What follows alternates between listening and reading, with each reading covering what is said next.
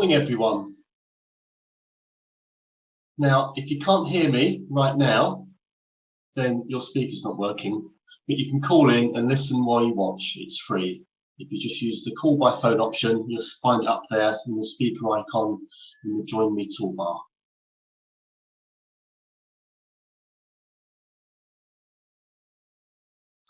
So, today we're talking about attribution assessment. We're going to be looking at a model called attributional style and explore its value when we're hiring, developing and retaining people, and in particular optimists and pessimists, and all of these terms will become clear. Attributional style is one of those fantastic psychological theories that is like gravity. It's just kind of true. I mean, there's loads of evidence around it, and research has gone back decades looking at the way people make attributions, explain things.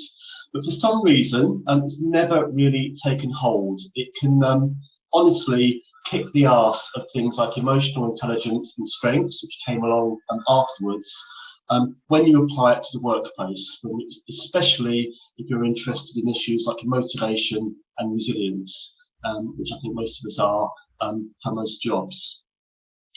So I hope right now you might be feeling like this about attributional style, but by the end of this talk, you'll be feeling like this. Fingers crossed. So what are we going to be exploring? Well, at the core of attributional theory, it's an exploration of where feelings come from. And feelings are important for all sorts of reasons, but not least because they tend to drive behaviours. When you see someone acting in a certain way, behaving in a certain way at work, often that's being prompted by some emotional impulses underneath it. It's not really clear what it is. Attributional style theory rather helps us understand where the feeling comes from, what's the cause of the behaviours that we see. Attributional theory also describes two broad types of people in terms of the way they react to things in the workplace, and those are optimists and pessimists, and we'll be exploring what those terms mean in relation to attributional theory and what application it has to the workplace. And then we'll get a bit more practical, where we'll look at how you hire, develop and retain people using an attributional model. So I thought we would start with a magic trick. Some of you may know that magic tricks have 3 stages. This is a classic model of performing a trick. They have the pledge, the turn, and then the prestige. The pledge is kind of the setup where the magician normally would, I guess, demonstrate or describe the scene.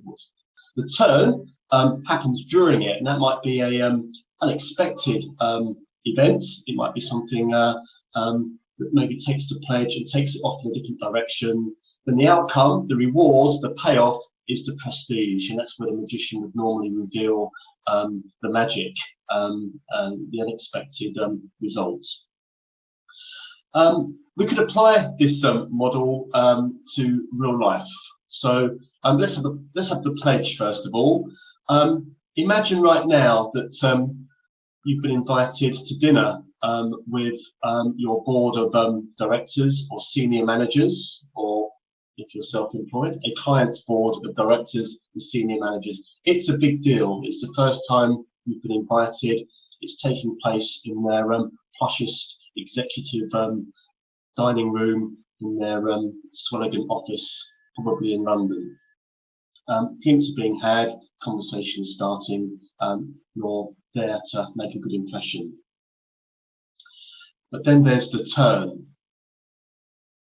You pour some wine, maybe for the CEO sat next to you, and then the unthinkable happens, it spills and leaves a massive stain all over the cream-coloured carpet in the boardroom. So just take a moment to reflect on how you would feel. So how do you feel about that, putting yourself in that position, seeing that happen? And it's that question really, which is at the core of attributional theory and leads us to the prestige, which is this. There will be a range of reactions. Some people will feel like it's the worst thing that has ever happened to them in their short life so far. Others, I guess, a bit more equivocal. Are you kidding me? You know, I can't believe that's just happened. So a different emotional reaction. Whilst others actually will be very resilient. It's not my fault. That's the instant emotional reaction that they get. So the prestige, the kind of big reveal here, is that for different people, there are different emotional and behavioural consequences to the same event.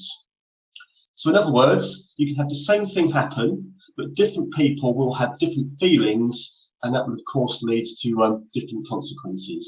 And really what the whole model of optimism, pessimism, and the attributional style theory underlying it is doing is explaining how people in the same situation, maybe the same job, can have quite different feelings, behaviours, motivation levels, and so on. It's very different for different individuals. So let's take a look at attribution theory. We had this man, Professor Martin Seligman. Some of you may know him more for his work with positive psychology. So he was one of the founding forces behind that movement, which encourages us to use psychology to focus on the positive aspects of functioning rather than always focusing on just the more negative mental health aspects, for example. Before positive psychology, Seligman said this: life inflicts the same setbacks and tragedies on the optimist as on the pessimist, but the optimist weathers them better. And he was interested in previous psychological research into things like learned helplessness, depression, kind of the states people can get themselves in when they really feel helpless to change things or to make improvements. He was interested in what was going on with that, and well, this is what he came up with. It works a bit like a magic trick. So in a magic trick, we had the pledge, the term, and the prestige. Because it's magic, there's stuff going on under the surface, behind the velvet curtain that we don't get to see. And it's the same in attribution theory, except the process here is called activation, belief, and consequence. We are conscious of activation and consequence. The bits we're not aware of until you understand how attribution theory works is the belief. That's the unconscious or subconscious bit that links the two other more explicit bits. It's called the ABC process. It looks like this. So, activation, an event happens. Something triggers the ABC process. In the example we just saw, that's the red wine ending up on the cream carpet. What happens instantly is you need to deal with that. And so you rely on your beliefs, your previous experiences, your values, your view of yourself, a whole raft of internal psychological beliefs to explain what's just happened. And you do this subconsciously, and you do it instantly. And that's where the term attribution is being used here. It's the term which we use in relation to how you explain the main cause of an event. So it all happens, as I say, in a second, and usually you're not aware of it happening.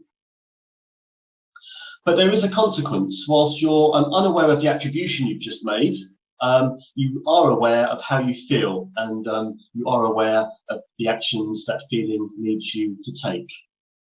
So that entirely unconscious thought or attribution, the way you've explained the event to yourself leads to feelings and behaviours. So in the case of some spilt wine, there are lots of different ways you could attribute the cause of that. You could attribute it to bad luck. You could attribute it to your natural clumsiness. You could attribute it to the bottle or glass just being put in the wrong place, to your nervousness. You could attribute, I guess, the horror of the outcome to the stupid choice of carpet colour for a boardroom. Who would pick cream anyway for a carpet? So, but there are different attributions going on within different people, which will lead to a different emotional outcome. And this happens at work all the time. So here are some activations. Your boss texts you on a Saturday morning asking you to ring her. If you imagine that, you will be getting a consequence about that based on the attribution you've made. And that attribution will be based on the beliefs, your experience of your boss in your relationship, maybe your values, that weekends, and so on. You deal with an angry customer and they go away happy. So again, your attribution of the main cause of that will drive a different emotional consequence for you. After 3 months hard work, you finally sell the big contract, big success. So again, the way you attribute the cause of that will affect the outcome, the consequence you experience. And finally, a colleague snaps at you during a team meeting. So again, it depends on the way you attribute the main cause of that. That's going to affect, again, the way you feel about it and perhaps how you behave during the team meeting to that colleague. So really, the times when we can see attributional style the most clearly is in situations that are either success or adversity. It's those two polar extremes of stuff that happens to us that you can really see the differences in the way that people perform their attribution unconsciously, and you can see the big differences in the emotional outcome that they have as a result.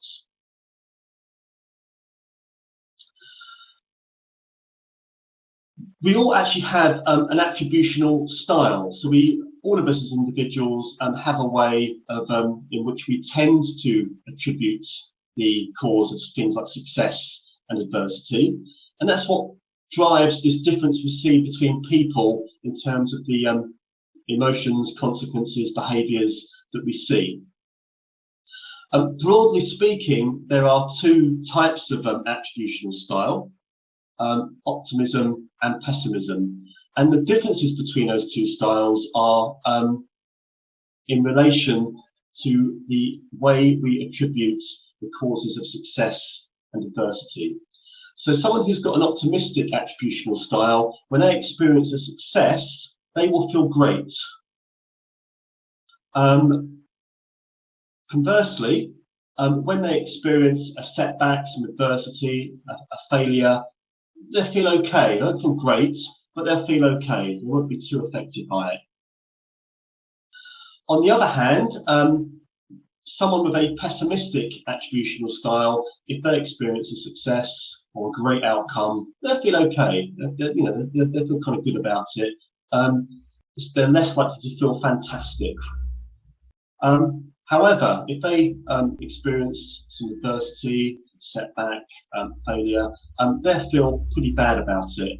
It will emotionally affect them much more significantly than someone with an optimistic attributional style. To understand why, we have to look at the way in which attributions work. And that's what tells us the difference between people with a more optimistic style and people with a more pessimistic style. Essentially, whenever we make an attribution, whenever we identify the main cause of an outcome, an event, we can describe that attribution, that cause, using 3 dimensions, and these are kind of always true. The first one is personal, not personal. So when something happens, we can identify a cause which is either something to do with us or something to do with other people or the environment or other stuff that's going on, which is external to us. We can identify or attribute a main cause which is either very narrow in its effects, it's not going to affect much, or it's much more wide and general. It's going to affect lots more outcomes in future. And finally, we can attribute to a main cause which is either lasting, it's going to happen a lot, or it's transient, it's going to pass, it's temporary.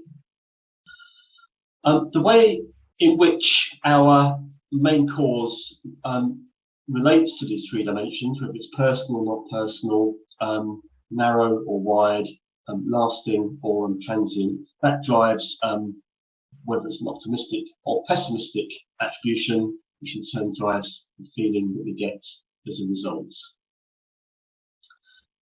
So, if we go back to this one, after 3 months' work, you sell a big contract. Now, an optimistic salesperson will attribute, in all likelihood, the main cause of that sale to themselves, the hard work they've done, their brilliance as a salesperson. Things like the hard work and their brilliance actually are quite wide in their impact. They will affect all sorts of other situations. They are also quite lasting, so it's not a one-off, it's not transient.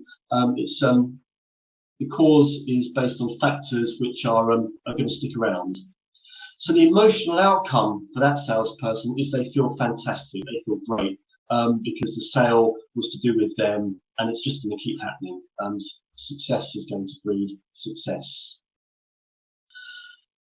However, a different salesperson with a more pessimistic attributional style will attribute the cause of that sale to an entirely different main cause, which might be the customer. The customer, in the end, was desperate. They had to buy the solution, or they're going to be in trouble. So they still feel kind of good that a sale has been made, but they've attributed it to a cause which is not personal. It's very specific to that customer, and it's very transient. It's unlikely to happen again.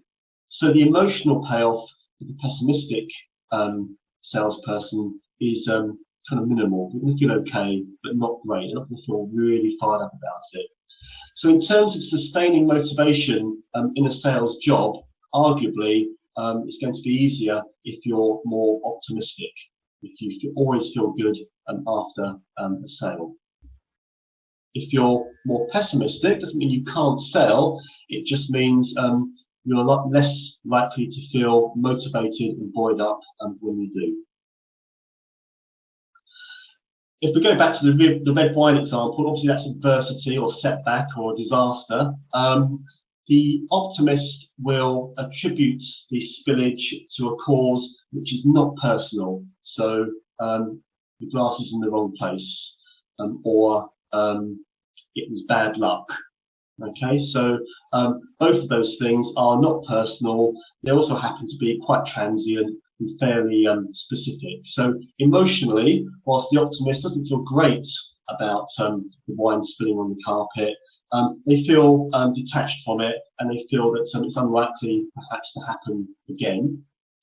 If the pessimist attributes the main cause to their clumsiness, then that's a very different attribution, that is personal, that is lasting, and that is likely to affect a whole range of outcomes. So they're going to feel much worse about spilling the wine. They've spilt it because they're a clumsy person, they're hopeless. This is always happening to them, it will carry on happening. So you can see how the same event, the same adversity, because of the way we make the attributions, they have a very different emotional payoff. So the difference between optimism and pessimism is, for optimists who feel great when there's success and adversity, they feel okay, it's because for success, the attributions are personal, wide, and lasting. For Optimists and adversity, they feel okay when something goes wrong because it's not personal, it's narrow, and it's transient. For pessimists, on the other hand, adversity tends to be attributed to causes which are personal, wide, and lasting, and therefore they feel worse. And when they do experience a success, success tends to be not personal, narrow, and transient. So the emotional uplift, the motivational gain is much smaller than it would be for someone with an optimistic style. So those are the way people tend to differ in terms of their attributional style. In reality, it's not that common that you can be crudely placed into either the optimistic or pessimistic style. Actually, our attributional styles tend to be more complex, a bit more nuanced than that. So an optimist, in terms of success, might attribute things that are personally to do with them, but might not be that wide or lasting. So they might attribute it to their good luck, which is kind of personal. You can feel like a lucky person, but that's less of an optimistic attribution than attributing it to your brilliance as a salesperson. Some optimists,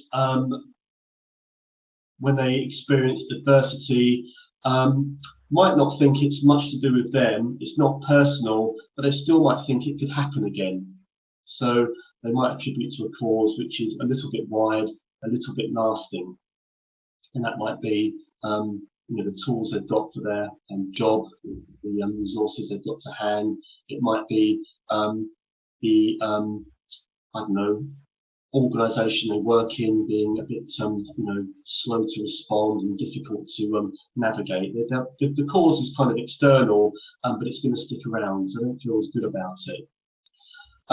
Some people are optimistic in adversity, they bounce back, but actually pessimistic in success. So you might see people who are very emotionally resilient in terms of setbacks and adversity, but when good stuff happens, actually they're a bit pessimistic. So you can get a mixture like that as well. So it's quite a complex model once you start looking at specific individuals.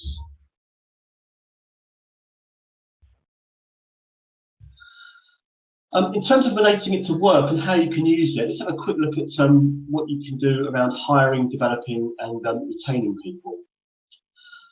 First of all, with hiring, I guess it might seem natural to feel that,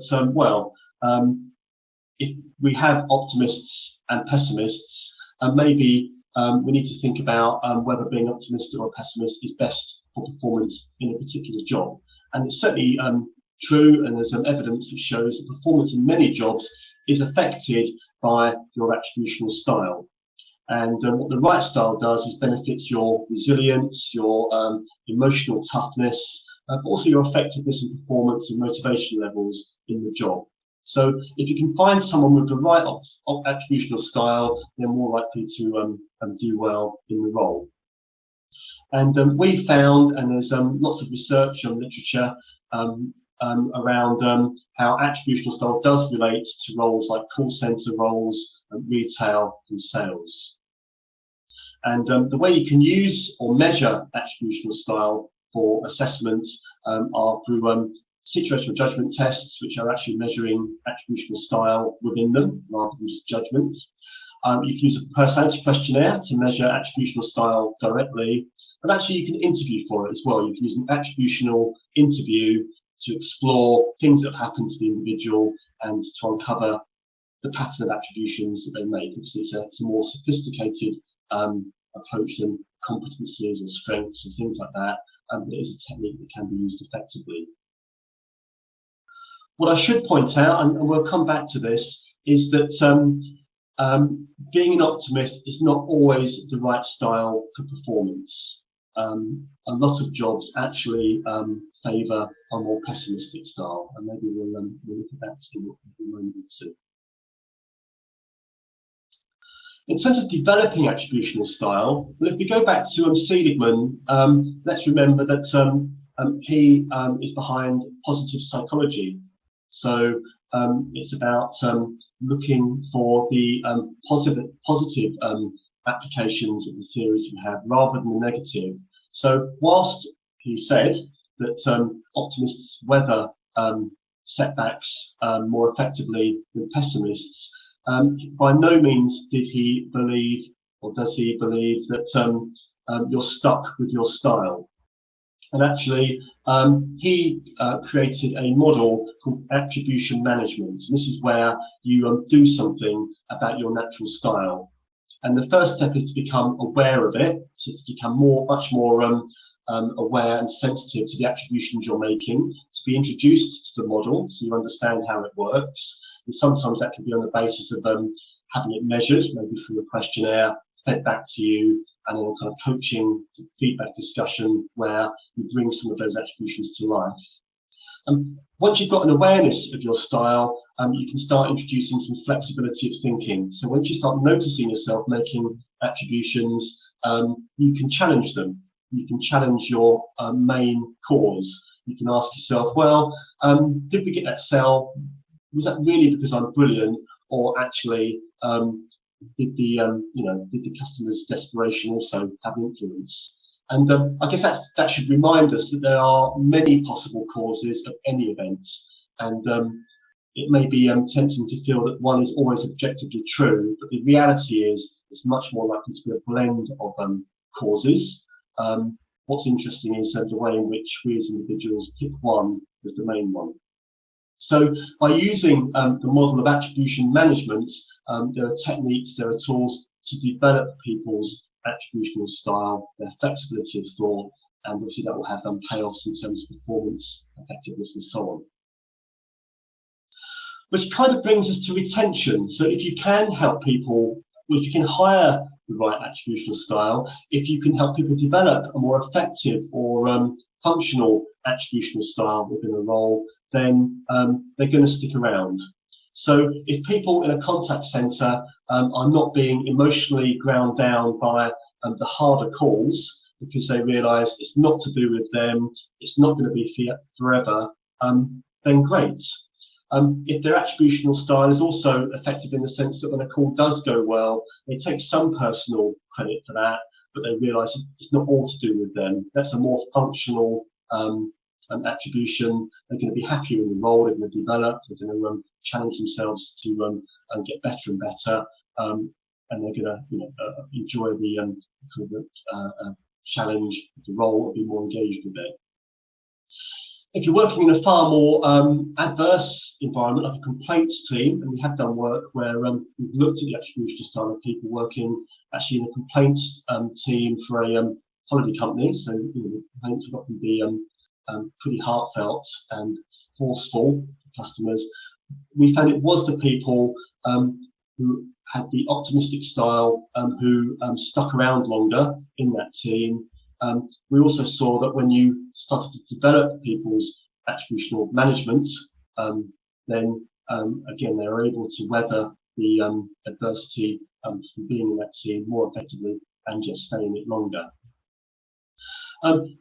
It also helps with retention because it's an effective way of managing well-being. And actually, there is an overlap between attribution management as a technique and techniques like CBT, cognitive behavioural therapy, which are used to help people, I guess, challenge the thinking styles that lead to certain mental health issues as well. So there is a kind of dovetailing between attribution management and actually just helping people feel better about themselves anyway. So, some takeaways. You can develop your own awareness of your own attributional style. Next time you have a feeling, think about the thoughts that led to that. Next time something happens to you, especially a success or setback, question the attribution. Look for the main cause that you've used to explain why that happened. You can also watch for other people's, and you will see them all the time, everywhere. You'll see people making and describing their attributions kind of explicitly, really without noticing that they're doing it. And you can manage your own unhelpful attributions, but you can also begin to reframe and help other people, I guess, challenge their own unhelpful ones. Other takeaways. Seligman's book, Learned Optimism, which I think is still in print, but that was published in the mid-90s. So like I say, this is not a new theory, it's just one which has perversely never taken hold in the same way as other models with arguably less evidence attached to them. Take a look at that. That's Seligman writing about managing your attributional style. And remember, he wasn't arguing that you have to be an optimist. So if you take a role like project management, for example, it's better to have a pessimistic project manager, arguably, who's going to take personal responsibility, who's going to worry more about stuff going wrong because the emotional outcome for them would be worse, and they're going to make sure it doesn't. They're going to be much better at planning contingencies, and being very, I guess, structured and rigorous and careful about the way projects go, much more so than an optimist. Seligman also points out optimists are very hard to develop because when stuff goes wrong, they never really feel a strong personal sense of responsibility for that. That's difficult to tackle with feedback. Also, when things go well, they always take the credit. They always think it's them. And again, so it's difficult to develop them because they think they're great already. So it's not all about optimism. We here at Criterion can help you. We can provide further tools. So there are coaching, training, workshops around attributional style, both for people who are going to be coaching and interviewing, but also for the individuals and roles themselves that we can help with, and techniques. So we have a range of tools which measure attributional style, both in a kind of direct personality questionnaire approach or the more situational judgment test approach. And just to stress, remember that both optimists and pessimists have strengths. And in many ways, a blend of both styles is perhaps the Goldilocks place to be. That's probably the sweet spot, rather than being an extreme or having an inflexible style in either camp. So there we are. I hope you've enjoyed that. If you have enjoyed it, that's purely down to my skill and brilliance as a presenter, rather than your having nothing better to do. That's the attribution I'm going to make. Enjoy the rest of your day, and look out for more Friday morning webinars with Criterion. If you've missed any, you can find them on the Criterion website.